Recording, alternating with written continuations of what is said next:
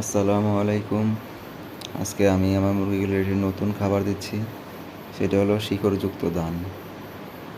তো দেখি মুরগিগুলো এই খাবারগুলো কীভাবে ঠিকভাবে খায় কি না। তো যখন দিলাম দেখলাম যে না, মোটামুটি ভালোই খায়। আমার মনে হয় শুকনো দানের থেকে শিকড়যুক্ত ধানটা মনে হয় ভালোই হবে খাবারও। তো ঘাসের যে চাহিদাটা আছে ওইটাও মনে হয় পূর্ণ হবে। তো যদি ভালো খায় তাহলে চেষ্টা করব যে মুরগিগুলোকে আরও এভাবে শিকড়যুক্ত ধান খাওয়ানোর।